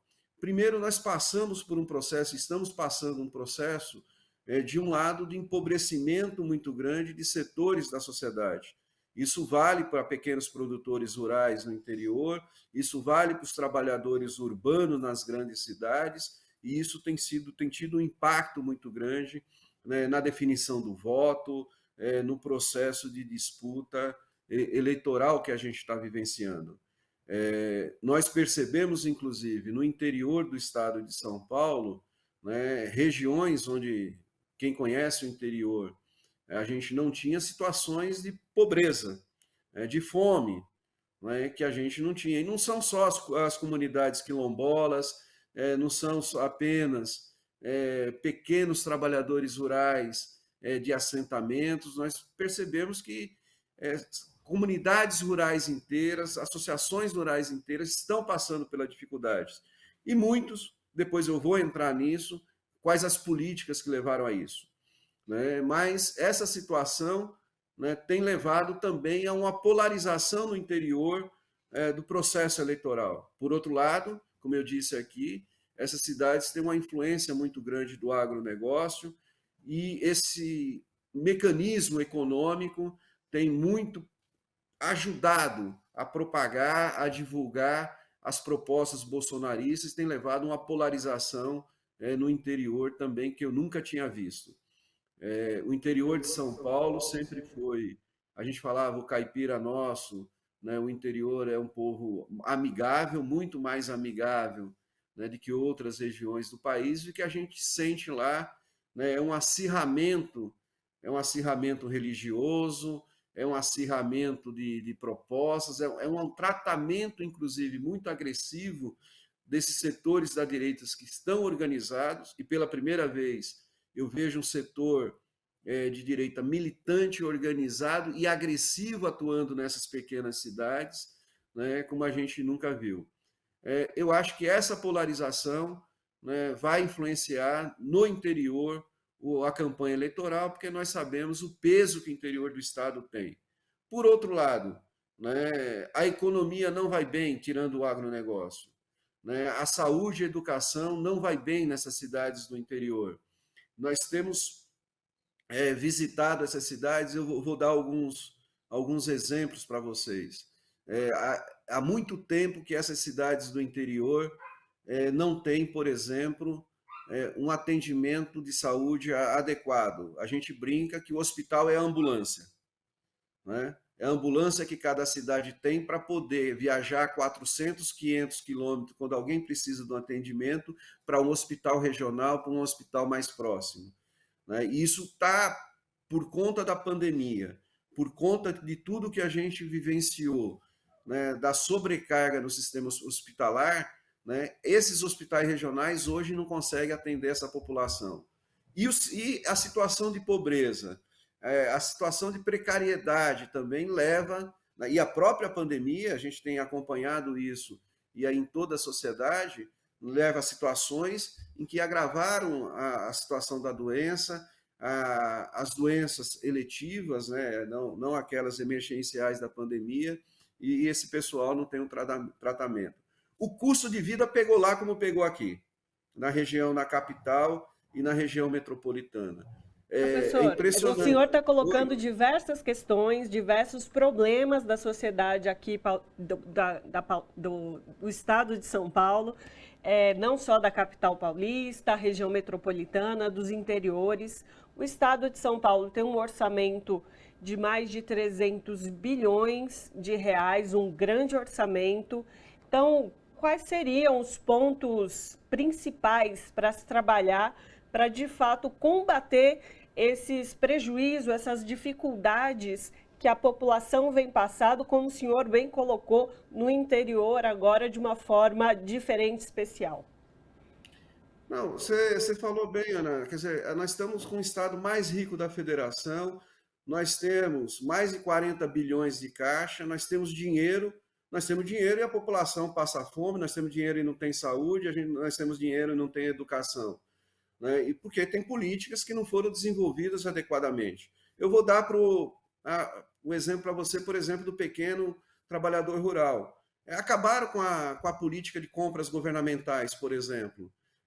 A capacidade do Estado de São Paulo de movimentar o pequeno trabalhador rural, fazendo compra para merenda escolar, compra para os equipamentos públicos do Estado, para os presídios, para a assistência social, que foi desenvolvido, inclusive, no nosso governo federal pelo governo Lula, é fundamental para o interior do estado de São Paulo. Acabaram as políticas de crédito também para o pequeno trabalhador rural. E o custo, tanto o custo do diesel como o custo dos pedágios, tem aumentado muito o custo de cada cidade. Né? Vamos pensar uma coisa, tanto para escoar mercadoria, quanto para poder acessar bens e serviços, as cidades muitas vezes dependem dessas cidades polos que eu coloquei e depende da circulação entre cidades ali. E isso está muito caro com o número de praça de pedágios, isso está muito caro, né, com o aumento de CMS que houve, inclusive, por parte do governo do estado em plena pandemia. Aumentou o ICMS do diesel, aumentou o ICMS da gasolina, aumentou o ICMS na pandemia de medicamentos, né? E aumentou o ICMS de produtos da cesta básica. Isso impacta diretamente não só quem consome, mas também esse pequeno trabalhador rural que fornece a alimentação para a mesa de todos os trabalhadores. Então, Por favor, continue, nós conclui. precisamos de um governo, né, e de políticas, por exemplo, que diminua a carga tributária, né, para o pequeno, para a cesta básica, né, para um consumo adequado, né, de bens de primeira necessidade. E temos recurso para isso. Nós temos recurso, por exemplo, para desenvolver uma política de saúde no Estado, onde a gente leve hospital dias para todo o interior do Estado de São Paulo, transformando as AMES. Nós temos recurso, mas isso não está sendo feito nesse momento, né? Apenas está sendo distribuído verbas para prefeitos para fazerem recapeamentos, obras, estradas e sinais que são necessários no período eleitoral, como sempre. Eu gostaria de colocar isso, gastamos 780 milhões de reais ultimamente, nas últimas 2 semanas, para dar para as concessionárias de pedágio para não aumentar o preço no período eleitoral. A exemplo do que o Bolsonaro está fazendo, né, com o Auxílio Brasil, gastando dinheiro só no período eleitoral, isso está sendo feito também aqui no governo do Estado. Está zerando alguns produtos da cesta básica apenas no período eleitoral. E eu acho que a gente precisa de políticas públicas mais serenas. Nós temos condições de ter um banco, né, e políticas de crédito do governo do Estado, usar esse dinheiro para poder movimentar a economia. Nós temos condições de criar centrais de distribuição para o pequeno trabalhador rural. Nós temos condições, né, de promover, inclusive, com inteligência, uma indústria aí na região metropolitana e na capital capaz de retomar o emprego que tem aqui. E não o que aconteceu, que a gente foi sucateado o emprego, né, por conta primeiro de uma guerra fiscal e, sobretudo, por falta de políticas públicas. Professor, nosso tempo está quase chegando ao fim, mas eu sei que o senhor tem acompanhado aí a campanha do candidato Fernando Haddad a governo do estado de São Paulo. Recentemente saiu uma pesquisa da Datafolha mostrando o candidato aí com 35% de intenção de voto, né, os adversários logo em seguida, um com 21, outro com 15. Eu queria ouvi-lo sobre esse levantamento da Datafolha, né, aqui no estado de São Paulo, e que o senhor falasse como é que o candidato tem visto aí toda essa problemática aí no estado de São Paulo. Não, primeiro que a pesquisa a gente recebeu, né, com bons olhos. Nós estamos liderando a pesquisa no estado de São Paulo, né, nós temos o candidato Tarcísio de Freitas crescendo, alinhando aquele voto bolsonarista, o que para nós era meio natural, e o candidato Rodrigo Garcia, na nossa opinião, com muita dificuldade nesse momento, inclusive por conta da polarização nacional, por mais que ele tenha gastado dinheiro, né, por mais que eles tenham feito ações aí junto aos prefeitos para poder crescer. Nós achamos que nós vamos disputar esse governo do Estado e nós vamos ganhar esse governo do Estado. Perfeito. Tá certo, então conversamos com Chico Macena, que é professor universitário e analista político. Professor, muito obrigada pela sua participação. Obrigado, é um prazer aqui estar falando com vocês, com os ouvintes da TVT. Um abraço, professor. Abraço. Até a próxima. Estamos a menos de 30 dias para as eleições deste ano. Depois de uma série de entrevistas na televisão, os candidatos participaram do primeiro debate televisivo. Para repercutir os bastidores da semana política e as candidaturas, nós conversamos agora com Eleonora de Lucena, que é jornalista e editora do site Tutameia. Boa noite, Eleonora. Tudo bem com você? Prazer falar contigo. Seja bem-vinda de volta ao Revista Brasil TVT. Muito obrigada, Ana Rosa, Cosmo. É um prazer falar com vocês. Prazer é nosso. Eleonora, vamos repercutir aí os bastidores dessa semana política após o primeiro debate, né? A gente teve lá atrás aquela série de entrevistas, depois o debate na televisão de um pool de imprensas aí. E esta semana, muita agitação no que diz respeito aos candidatos com vários levantamentos de pesquisa de intenção de voto. Eu queria te ouvir sobre essa questão desta semana e o que está falando aí os bastidores dos presidenciáveis, Eleonora. Bom, finalmente a campanha começou, né, com as entrevistas no Jornal Nacional, depois com o debate, e a gente teve agora, na quinta-feira, a nova rodada do Datafolha e outras pesquisas também. Acho que, basicamente, o que dá para dizer da pesquisa é que o quadro o quadro macro, né, não teve uma alteração muito forte, quer dizer, o presidente Lula continua bem destacado na frente, mas a possibilidade de um segundo turno ficou mais presente, né, no início dessa campanha, com algum aumento nas candidaturas do Ciro e da Simone Tebet. O que eu acho que é importante demonstrar aqui, chamar a atenção, né, para a enxurrada de ações que o governo está fazendo, que inclusive já tiveram um impacto no PIB, a gente viu aí com a liberação do FGTS, né, todas as ações, né, de financiamento, mesmo de obras públicas, quer dizer, o governo está dando um caminhão de dinheiro na economia, tem os auxílios, né, o auxílio emergencial, que foi anunciado há pouco, vai ser ampliado ainda para mais de 800 mil famílias. Então, tem uma ação do governo que começa a se refletir na economia. A gente sabe que são ações de fôlego curto, né, mas que, de alguma maneira, trouxeram um alívio aí nesse período recente. A gente teve até uma redução do desemprego, mas as condições da população brasileira continuam péssimas, quer dizer, a renda que registrou aumento, ela ainda está num patamar muito baixo. A gente sabe que a precarização do trabalho varreu esse mercado e prejudica especialmente os mais pobres. A gente tem a fome presente, basta andar nas ruas de qualquer cidade para ver essa realidade.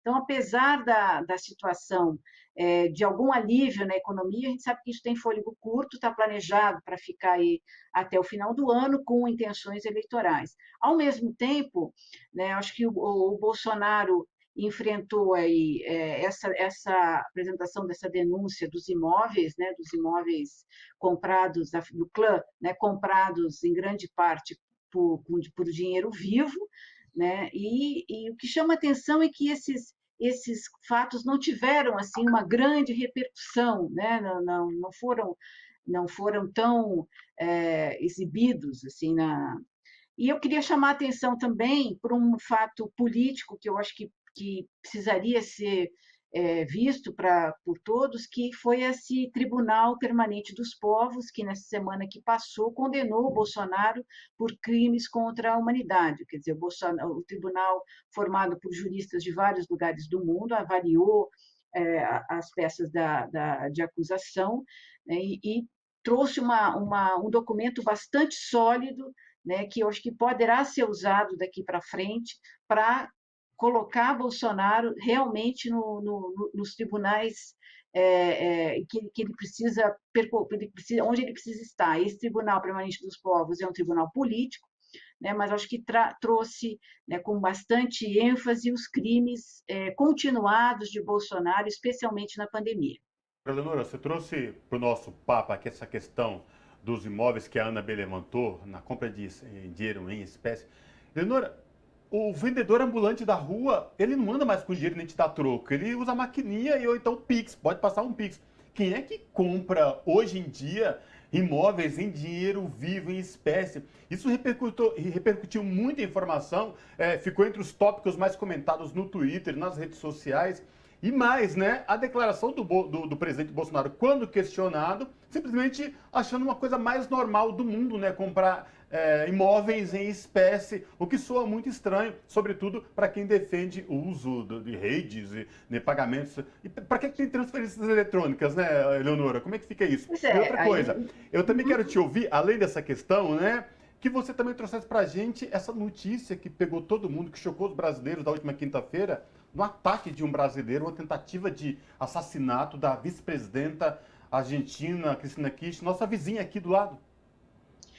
Então, sobre a questão dos imóveis, quer dizer, o que dá para isso precisa ser investigado, né? Precisa haver inquéritos, estudos. Eu acho que tem um monte de coisa que vai precisar ser esclarecida nessa história, mas o que a gente sabe é que esse tipo de subterfúgio, esse tipo de mecanismo, né, de negócio usando dinheiro vivo é muito usado para esquentar dinheiro, né, para lavagem de dinheiro, para colocar dinheiro obtido de forma ilícita na roda. Então, acho que precisa apurar o que aconteceu, mas é um indício muito ruim, né, mais um indício muito ruim sobre a forma como o Bolsonaro, sua família, seus apoiadores no governo agem.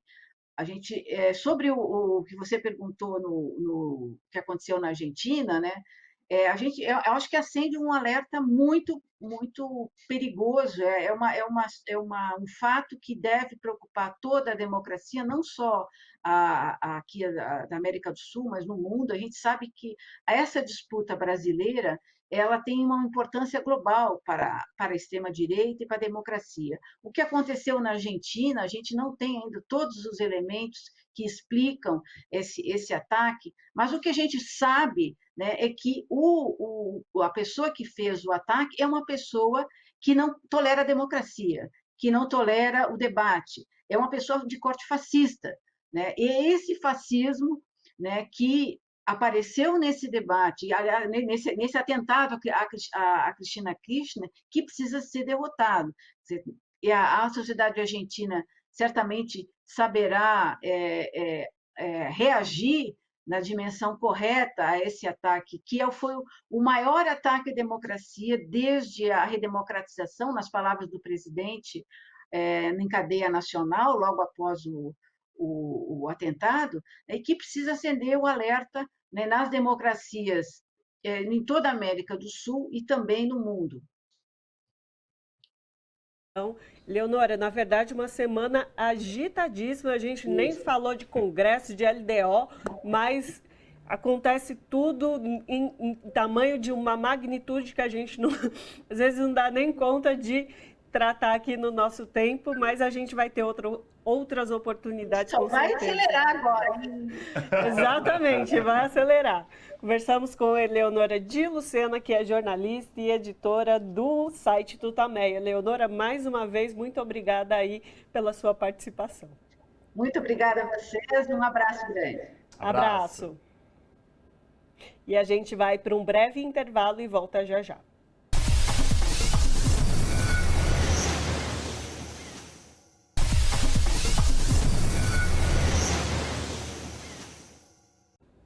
De volta com Revista Brasil TVT, aqui na TVT e também na Rádio Brasil Atual. O presidente Jair Bolsonaro foi condenado por crimes contra a humanidade e grave violação dos direitos humanos no Tribunal Permanente dos Povos. A sentença de condenação foi anunciada na última quinta-feira e refere-se à atuação negacionista de Bolsonaro no enfrentamento da pandemia de Covid-19. Para falar com a gente sobre essa questão, nós conversamos agora com Kenarik Bojukian, que é desembargadora aposentada do Tribunal de Justiça de São Paulo. Boa noite, doutora Kenarik. Prazer falar com a senhora. Tudo bem? Seja bem-vinda. Oi, prazer enorme estar aqui com vocês, com todo mundo que está acompanhando. Maravilha. Eu queria ouvir a senhora sobre esta condenação do presidente Jair Bolsonaro pelo Tribunal Permanente dos Povos. A gente sabe que não tem efeito jurídico especificamente, mas do ponto de vista moral e a repercussão politicamente aqui no Brasil e fora do Brasil tem muita relevância. É isso mesmo? Exatamente. Esses tribunais de opinião nascem com a falta de atuação dos próprios estados e de outros organismos internacionais para atuação nos casos que são de grande gravidade para a humanidade, né? A grande característica dos tribunais são essas. Nesse caso, esse tribunal vem remotamente do primeiro tribunal que foi realizado para julgamento dos crimes referentes ao Vietnã. O segundo que foi realizado, da origem do Tribunal Permanente dos Povos, foi referente às ditaduras aqui da América Latina, incluído o Brasil. Então, ele tem, na época, todos devem lembrar, os que eram tão jovens não, mas nós vivíamos uma ditadura com grandes violações de direitos humanos e a realização do tribunal serviu como um elemento de trazer foco para a comunidade internacional sobre o que acontecia em um julgamento. Da mesma forma, agora, que nós estamos em 2022 vivendo o autoritarismo, né? E o Tribunal Permanente dos Povos recebe vários requerimentos. Nesse caso, o requerimento foi realizado por várias organizações, 4 organizações, e pleitearam que fosse realizado esse julgamento. O Tribunal Permanente dos Povos é muito rígido nas suas escolhas, tanto que ao longo desse tempo todo só realizou 50 julgamentos. Esse é o último, né, o 50º julgamento realizado pelo TPP, e foi justamente em razão das grandes violações cometidas pelo Jair Bolsonaro, atual presidente brasileiro. E ele tem tido muita repercussão, o julgamento, desde quando começou, desde quando foi aceito inicialmente pelo Tribunal Permanente dos Povos aceitar a demanda para a sua realização. Depois, com as audiências que foram realizadas, foram 2 dias inteiros aqui em São Paulo, na Faculdade de Direito da USP, e agora já com a sentença que foi proclamada também na mesma faculdade. O corpo de jurados, que são pessoas de vários pontos do Brasil, pessoas renomadas e comprometidas com as questões de direitos humanos, chegaram à conclusão que, efetivamente, os atos praticados pelo Jair Bolsonaro durante a pandemia caracterizam, sim, crimes contra a humanidade. Eu queria fazer um pequeno parênteses, se vocês me permitirem, que eu acho que o tribunal declarou, né, dentre outros crimes, além daquele específico referente à Covid-19, o tribunal inovou, porque isso não era nenhum pedido específico das partes, né? As partes que eu quero dizer que são as organizações que fizeram essa demanda. E o tribunal declarou que um dos crimes consiste em incitar permanentemente a violência e estimular pública e continuamente a discriminação desumana de boa parte do povo brasileiro, o que constitui uma ameaça para esses grupos e resulta em uma redução do seu espaço social, configurando uma grave violação de direitos humanos. Porque eu quero registrar também esse aspecto que muitas vezes não está sendo visto com essa atenção, porque todo mundo está falando especificamente do crime contra a humanidade. Por quê? E aí eu primeiro quero hipotecar minha solidariedade a Kirchner, né? A Cristina Kirchner, que recentemente sofreu um atentado que a gente sabe vem desse clima de ódio. E acho que o tribunal foi muito feliz em apontar, mostrando, inclusive no texto da sentença, que isso se repete aqui no Brasil, né? O julgamento era do caso brasileiro, com o discurso de ódio do presidente Bolsonaro, e esse discurso de ódio também que leva a essa situação que aconteceu agora na Argentina recentemente. São esses elementos fascistas levam a esse tipo de comportamento, né? Então, acho que a gente viu isso na Bolívia recentemente também, vocês devem estar lembrados, não faz tanto tempo assim, esse clima de ódio reverberando na sociedade. Eu penso que esse episódio recente aqui da Argentina, e hipotecamos nossa solidariedade a Cristina Kirchner, a todo o povo argentino, aos seus familiares, por esse fato tão violento que aconteceu, e mostrar que isso é um fato que a gente precisa se preocupar mesmo. Esse incitamento permanente à violência configura grave violação de direitos humanos. E é isso que também a sentença fez questão de anotar, que são 2 aspectos relevantes aqui no Brasil. O aspecto referente à política, vamos dizer assim, de Bolsonaro em relação à pandemia Covid, que levou a milhares e milhares de mortes, como nós sabemos, e o incitamento à violência. São 2 aspectos que foram salientados. Agora, eu queria trazer para o nosso debate uma questão que me chamou a atenção. A senhora fez uma retomada da história do Tribunal dos Povos, muito bem colocada, inclusive, de como surge, depois o processo que englobou o Brasil também nesse julgamento das ditaduras na América Latina, lá, lá nos anos atrás, nos anos 80. E, na verdade, eu queria trazer à luz uma informação que repercutiu, que é a primeira vez que o Tribunal dos Povos julga uma pessoa, nominalmente, né?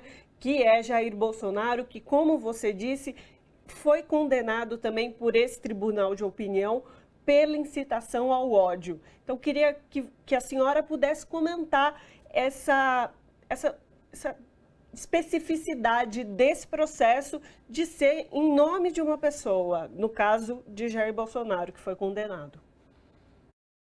E realmente isso aconteceu, porque se você olha a trajetória do Tribunal Permanente dos Povos, não é um indivíduo que é julgado. Normalmente é uma política, uma ação geral do Estado. Mas nesse caso específico foi contra o Bolsonaro, inclusive porque hoje nós temos mecanismos internacionais que permitem a condenação individual, especificamente no âmbito da ONU, das Organizações das Nações Unidas, é o que a gente chama de TPI, que é um Tribunal Penal Internacional, onde nesse tribunal o julgamento se dá pelos indivíduos, que é alguma coisa relativamente nova, né? E nesse caso específico, era possível realmente ver que a conduta do presidente Bolsonaro foi o determinante para essa política. Não foi algo. Claro que existem outros responsáveis, certamente existem, mas o determinante, o autor principal, foi o desejo, o pensamento, a política que ele quis implementar. Tanto que, embora a gente tenha assim, alguns ministérios, ele criou um tribunal, não, como fala, uma assessoria paralela, como tem até um nome que eles deram, que agora me fugiu, que foi justamente para tratar e ele determinar nesse espaço como deveria ter sido feito. Que foram as determinações exclusivas a partir dele como topo, né, do Estado brasileiro, né? Não é só por ser presidente. O fato de ser presidente é evidente, claro. Mas, assim, é um presidente que fez as determinações. Que você poderia ter um presidente que não tivesse feito as determinações, poderia ter sido um ministério ou outro, mas não, nesse caso, ele diretamente escolheu a política, determinou a política, propagandeou essa política, como todos nós pudemos ver. As organizações que ingressaram com esse pedido lá, no TPP, lá no Tribunal Permanente dos Povos, tiveram assim, um trabalho muito minucioso de mostrar todas essas ações do Bolsonaro. Claro que nós todos vimos várias, né? Por exemplo, aquela da cloroquina, todo mundo viu, várias outras, né? O desdém, ele imitando, é uma coisa tão desrespeitosa que você não consegue imaginar como é possível o presidente da República desdenhar da dor dos cidadãos, que é do seu povo, é uma coisa tão violenta, tão grotesca, que é difícil aceitar, mas ele imitando uma pessoa com falta de ar, que estava com Covid, sabe? É uma coisa muito brutal. E eles fizeram assim uma linha de várias condutas. Uma linha de toda a política reverberada, seja na palavra, seja na propagandeação, seja nas normas que ele editou. Isso foi uma sucessão, inclusive tem um trabalho que lhe foi apresentado, que constou dos documentos, que é justamente assim, todas as medidas do âmbito do executivo que foram realizadas. Então, o tribunal assim, recebeu um farto material da Comissão Arns, né, que é uma das organizações que fez o pleito, da PIB, a Coalizão Negra por Direitos e a Internacional de Serviços Públicos. Essa última, a Internacional de Serviços Públicos, mostrou, assim, foi bem impactante na audiência, as consequências destas políticas em relação ao pessoal da saúde. Eu mesmo assim, mesmo sendo brasileira, tendo vivido isso, eu não tinha assim, então, acho que a exata dimensão de tão grave que foi em relação ao pessoal da área da saúde. Eu fiquei realmente muito impactada. Então, essas quatro entidades estavam presentes pelos advogados, né? Maurício Terena, que é da PIB, Sheila Carvalho e Heloísa Machado, apresentaram um trabalho muito minucioso com todos esses atos, com todas essas características, enfim. E não tinha nem outra alternativa senão a condenação. Relato apresentado e aí preparado muito bem pela uma das organizações que ajudou na divulgação no processo de julgamento, né, lá em maio, quando começou aqui no Brasil, simultaneamente com Roma, na Itália, da Internacional de Serviços Públicos, trouxe exatamente o retrato do que foi conviver a pandemia aqui no Brasil, inclusive dando conta de que se medidas fossem tomadas pelo chefe do executivo, milhares de mortes poderiam ter sido evitadas. E a senhora trouxe aí os exemplos da falta de humanidade, que era imitar alguém com falta de ar, sem oxigênio para sobreviver. Tudo isso foi relatado. Agora, eu queria que a senhora trouxesse para a gente como é que fica agora a pressão internacional. Isso pode ser remetido, por exemplo, a outros tribunais penais no que diz respeito às organizações internacionais de direitos humanos fora do Brasil? Certamente, certamente. Inclusive, uma das recomendações do tribunal é que a demanda fosse levada especificamente ao Tribunal Penal Internacional, que receberá a cópia dessa decisão, demonstrando a preocupação internacional sobre tudo que está acontecendo no Brasil em razão da conduta de Bolsonaro. Evidentemente que isso tem um peso, né? Como sempre teve, as sentenças do Tribunal Penal, desculpa, eu falei penal, Tribunal Permanente dos Povos, ele, por sua história, por toda a sua atuação muito rígida, dentro dos parâmetros que já existem, tem um peso internacional, que é uma organização reconhecida, né? E certamente a sentença será levada, e já foi dito, inclusive, após a sua proclamação, lá na Faculdade de Direito, as partes tiveram a possibilidade de se manifestar, os advogados, e falaram que iriam levar todas essas demandas. Inclusive, já foi até noticiado que existe já, na fase inicial, um pedido referente à questão de crime de genocídio, né? E acho que é uma contribuição. De certa forma, a gente precisa ter clareza que quando há uma violação de direitos humanos desta grandeza, porque violações de direitos humanos, nós sabemos que existem com muita frequência, a gente vê no nosso dia a dia, né? A questão é que para esses tribunais são aqueles casos mais graves, são aqueles crimes mais perversos, considerados assim.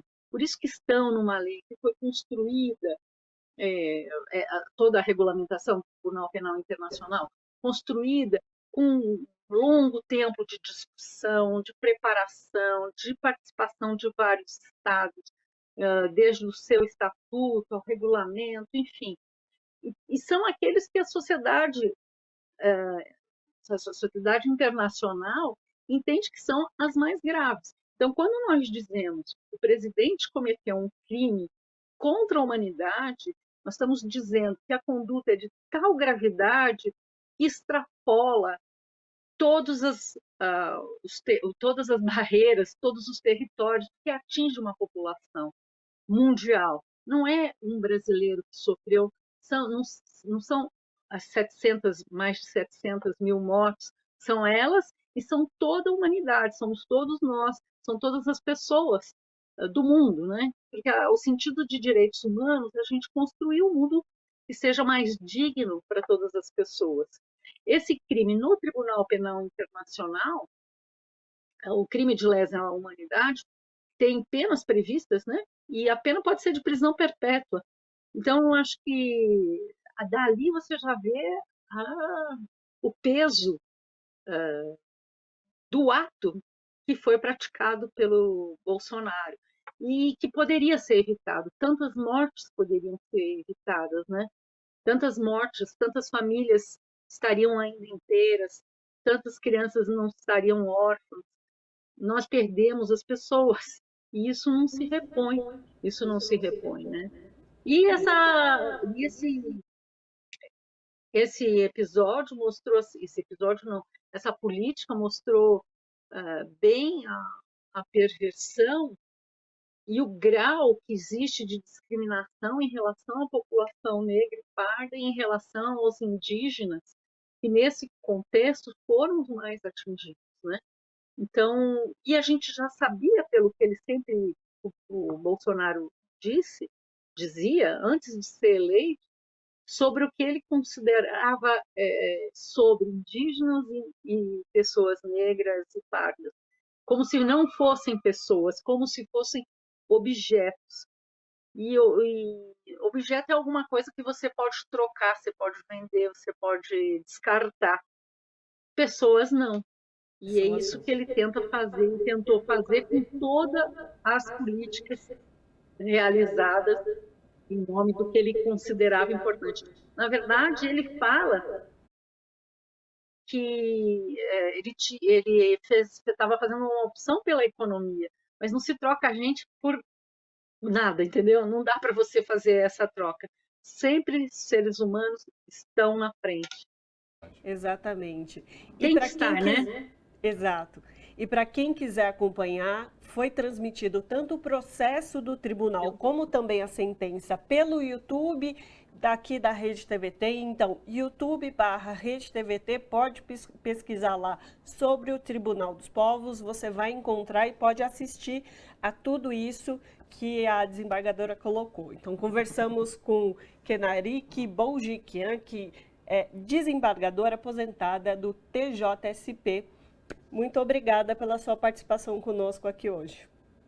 Obrigada eu. A parceria foi super importante com o TVT, foi ótimo estar junto nessa construção de um mundo melhor, não é? É verdade. Com Abraço. certeza. Abraço. O escritor Julian Fuchs vem recebendo ameaças de morte e ataques após uma crônica publicada no portal UOL sobre o coração mumificado de Dom Pedro I ter sido distorcida por bolsonaristas. Sobre esses ataques covardes, nós conversamos com o próprio escritor Julian Fuchs, agora aqui no Revista Brasil TVT. Olá, Julian, prazer falar contigo, seja bem-vindo. Olá, pessoal, obrigado por me receber aqui. Julian, fala pra gente que história é essa, como que está acontecendo, essas ameaças, esses ataques covardes que estão proferindo contra você. Traz para a gente esse cenário aqui para os nossos telespectadores da TVT e ouvintes da Rádio Brasil Atual, em que pé está a situação, como está acontecendo isso? Pois é, eu publiquei esse texto no sábado passado, né, que chamava Precisa-se de um terrorista, né, fazer um uso figurado da palavra terrorista, e desde a primeira linha observava que era não desses violentos, contra a truculência, contra a brutalidade, alguém completamente avesso a sangue, a armas, etc., né? Deixava bem claro o sentido de um não terrorista, que seria preciso.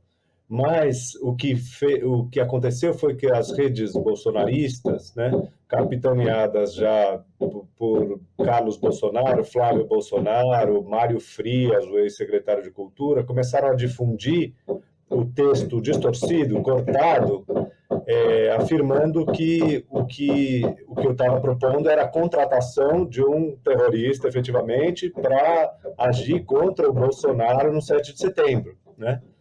E aí foi assim, começou essa difusão louca nas redes bolsonaristas, que se transformou numa sequência vertiginosa de agressões sucessivas contra mim, né? Mensagens muito duras, constantes, né? Centenas e centenas o tempo inteiro, e depois de um tempo as ameaças efetivamente, né? Primeiro umas ameaças mais genéricas, aquele tipo que a gente acha que é só um sujeito violento no teclado, e depois algumas ameaças que já se revelaram mais qualificadas, né? Eu vinha sendo orientado durante esse tempo a não alimentar isso, a não oferecer qualquer tipo de resposta que fizesse eles me atacarem mais. Mas aí, depois de um tempo, quando a coisa ficou grave mesmo, a decisão foi de me contrapor, de trazer a público essa história e de me defender dessa maneira, né? Julian, a gente está num processo aqui do nosso país onde a gente tem um governo, onde a gente já sabe que existe um determinado um grupo chamado Gabinete do Ódio. E é esse Gabinete do Ódio que é vinculado ao governo, das políticas do governo, é que muitas vezes articulam e demandam esse tipo de ataque que você sofreu, esse tipo de ameaça que você sofreu, que atenta a sua vida, atenta a vida de um ser humano, né? Qual que é a sua análise, assim, num contexto mais geral do Brasil, de como essas coisas estão acontecendo e como uma vítima desse gabinete do ódio, desse ódio propagado, o que você acredita, assim, que a população precisa fazer? Sim, importante esse ponto, porque ficou claro que era um ataque estruturado, né? As pessoas que acompanham isso de perto viram que era uma ação que tinha todos os indícios de ser uma ação do próprio Gabinete do Ódio, com os canais de notícias falsas deles, que surgem com essa manipulação, e que outros canais jornalísticos bolsonaristas acabam aderindo. Então, a Jovem Pan entrou naquela versão completamente falaciosa, e teve essa situação, né? Dá para ver que é uma coisa regrada, estruturada, ordenada de algum lugar, a partir de um ponto de autoridade, né? E que acabam municiando a ação de um monte de gente tresloucada que vem atrás, que xinga, que se torna ali um bastião daquela luta tão estranha, né? Outra coisa que para mim ficou claríssima, tendo trazido à tona a história, é quanto isso está difundido por toda parte. Não só essa violência, mas as vítimas de violência são inúmeras, né? A gente conhece esses casos emblemáticos, a gente sabe dos jornalistas e alguns jornalistas das perseguições mais pesadas que sofreram, mas é uma coisa pervasiva, né? Em vários cantos do país, as pessoas com um pensamento dissonante do bolsonarismo, sobretudo nas cidades menores, sobretudo nos lugares de maior vulnerabilidade, estão sendo atacadas pelo seu posicionamento, né? Esses depoimentos começaram a me chegar. Assim, eu não estou vivendo exatamente o que você está vivendo, mas eu estou vivendo algo parecido aqui, nesse meu pequeno mundo, né? E eu sinto que aqui eu consegui muito apoio, né? Angariar muita atenção para esse caso, para me proteger com isso, mas tem muita gente desprotegida por aí. Esse é o sentimento, né? É uma situação de muita gravidade. Você foi vítima tanto de desinformação, de manipulação do seu conteúdo, do texto que você produziu e publicou, da sua crônica, e também depois de ameaças, de uma repercussão mentirosa da sua intenção com aquele material. E também tem toda uma sequência de ameaças, como a gente já disse, de ódio, de que atenta à sua vida. Você bem colocou agora que uma das questões é ter uma ação conjunta, é ter um corpo social que se coloque contra isso, que a gente não normalize esse tipo de violência, que também é violência, as palavras são violentas, a intenção é violenta, e a gente já viu casos que chegou à morte, enfim. Mas eu queria saber também se você tomou alguma medida judicial, se você está se protegendo judicialmente, porque proteção, como você disse, a imprensa tomar essa informação e te dar lugar de voz já é um tipo de proteção, mas quanto judicialmente, você tomou alguma medida? Estamos trabalhando nessa direção, né? O UOL tem me dado todo o suporte, né? Desde o início eles estavam ao meu lado, e foram oferecendo com o tempo também o suporte jurídico deles, né, avaliando qual seria a melhor maneira. De partida, faremos sim o BO contra as ameaças, as mais graves, sem dúvida é isso que a gente vai fazer. Mas também estamos pensando esse BO pela disseminação da notícia falsa, né? Ali da calúnia, eu acho que também vai caber algum tipo de processo jurídico dessa maneira. E também já vou me preparando para o que pode vir a ser uma outra batalha jurídica, porque de partida o que queriam era a minha prisão, né? Era me denunciar. Então, a quantidade de gente que foi tentar atiçar para que a Polícia Federal viesse contra mim, para que o Ministério Público viesse contra mim pela suposta incitação a terrorismo, né? Então, essa interpretação esdrúxula do texto mobilizou para uma ação jurídica contra mim, né? Completamente absurda. E esse é um temor no momento, e a gente está se preparando também para, se isso vier à tona, a gente enfrentar devidamente. Tá certo, então, conversamos com o escritor Julian Fuchs, a gente vai acompanhando o caso, vendo os desdobramentos, e a Rede TVT, a Rádio Brasil Atual, está sempre à disposição para abrir os microfones e a tela para você poder se pronunciar sobre o caso, Julian. Muito obrigado pela acolhida. Nossa solidariedade, Juliana, estamos juntos. Um ataque a você, um ataque a mim, a Ana Rosa e a todos os profissionais de imprensa desse país. Força aí, viu? Estamos juntos. Valeu, estamos juntos mesmo. Abraço. O nosso momento cultural de hoje, nós vamos para a Feira de Santana, no interior da Bahia, conversar com a cantora e compositora Raquel Reis. Ela está lançando vários singles e um EP. E ainda prepara o primeiro álbum completo com material inédito. Destaque para o hit Me Veja. Vamos acompanhar.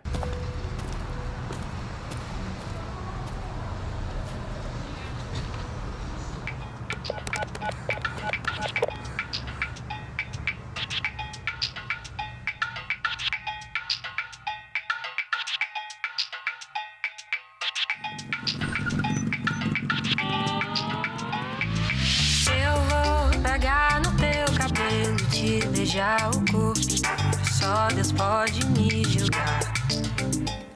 E se for amor verdadeiro, eu só te vejo em fevereiro. A gente não vai se lembrar, vai todo mundo ver, que veja. Vai todo mundo ver, me veja. Vai, todo mundo ver, que veja. Vai todo mundo ver, me beija. Hoje eu te amo por inteiro, do pé ao fio de cabelo, pra valer meus carnavais. Mas no caminho eu já te esqueço, ano que vem te tenho apreço, e pra gente tanto faz. Vai todo mundo ver, me veja. Vai todo mundo ver, me beija. Vai todo mundo ver, me veja. Vai todo mundo ver, que veja.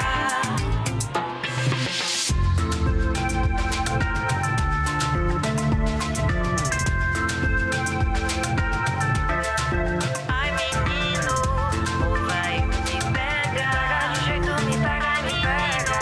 Ou vai me pega, do jeito me pega, me pega. Ou vai me pega, de jeito me pega, me pega. Ou vai me pega, de jeito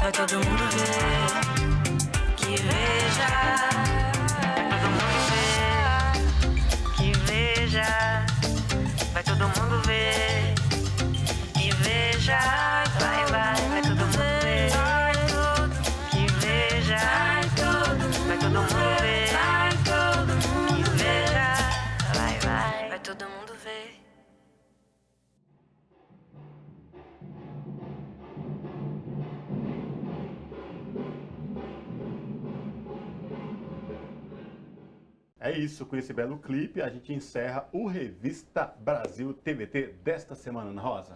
É isso, encerramos mais uma edição desse Revista Brasil TVT. Eu agradeço a parceria do Cosmo Silva mais uma vez nessa bancada. Agradeço também a quem nos acompanhou nessa edição e recadinho de sempre.